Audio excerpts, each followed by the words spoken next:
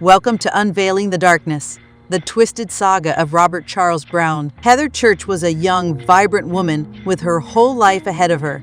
She lived in Colorado Springs, a city nestled against the majestic Rocky Mountains, and she was known for her outgoing personality and bright smile. Heather was an avid hiker, often spending her weekends exploring the beautiful Colorado wilderness. On a crisp autumn day in 1987, Heather decided to go hiking alone in the Pike National Forest, a vast and remote area not far from her home. Unbeknownst to her, Robert Browne had been prowling these woods, searching for potential victims. His previous victims had been primarily young women, and Heather fit the profile of his prey perfectly. As Heather ventured deeper into the forest, she was unaware that Browne had been tracking her for some time. He was a master of blending into the wilderness, a skill he had honed from years of hunting, both animals and humans. He watched her from a distance, his heart racing with anticipation. When Heather paused to rest near a serene mountain stream, Browne seized his opportunity. He approached her calmly, his demeanor disarming. Pretending to be a fellow hiker who was familiar with the area, he struck up a casual conversation with her. Heather, always friendly and trusting, engaged in the conversation without a hint of suspicion. As the conversation continued, Browne's intentions became sinister. He suddenly pulled out a knife, his eyes filled with malice. He forced Heather to comply with his demands, threatening her life if she resisted. Terrified and with no other choice, Heather obeyed his commands. Browne bound her hands and led her deeper into the forest, far away from any potential witnesses. Over the course of several days, Heather endured unimaginable horrors at the hands of Robert Browne. He subjected her to physical and emotional torment, using her as a pawn in his sadistic games. Her family and friends were frantic, organizing search parties and pleading with authorities to find her. Sadly, Heather's fate was sealed. Browne eventually ended her life, leaving her lifeless body hidden in a shallow grave in the remote wilderness. It would be months before her remains were discovered, by which time Browne had moved on to his next victim. It took several years for law enforcement to finally connect Robert Browne to Heather Church's murder, as he continued to elude capture with a series of calculated steps to cover his tracks. However, his reign of terror eventually came to an end when he was apprehended in 1995 for unrelated charges.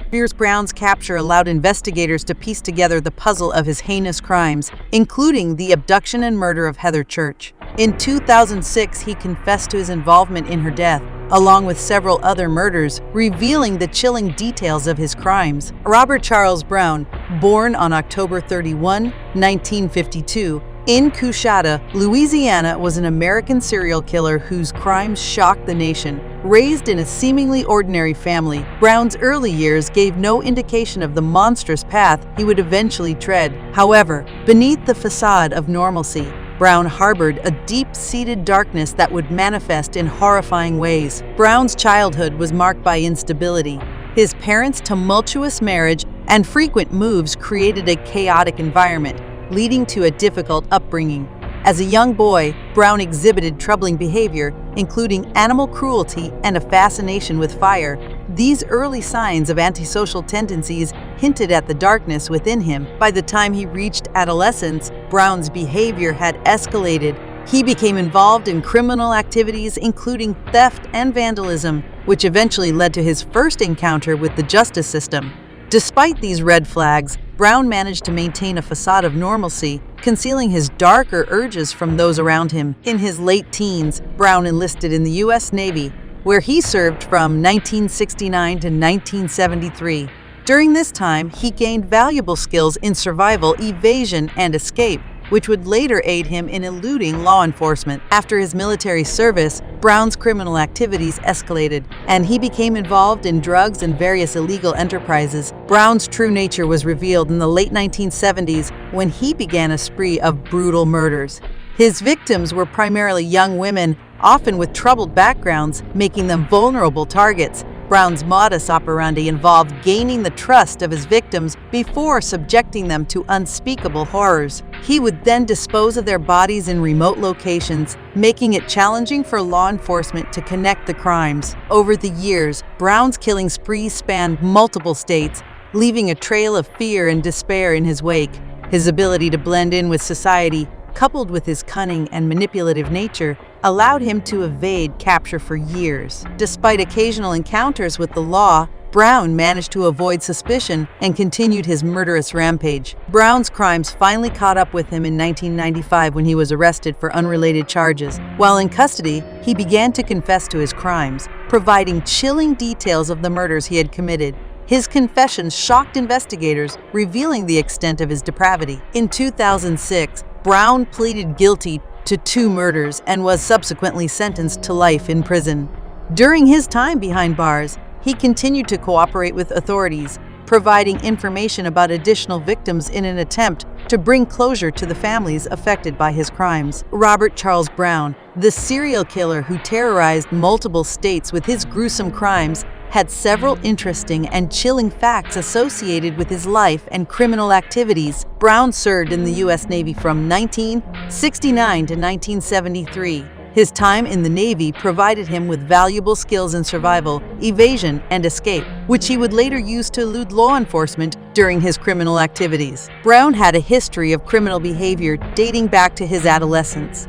He was involved in theft and vandalism before graduating to more serious offenses in adulthood. One of Browne's most disturbing traits was his ability to manipulate and charm his victims. He would gain their trust before subjecting them to unimaginable horrors. Browne's murders spanned multiple states, including Louisiana, Texas, Colorado, and possibly other areas.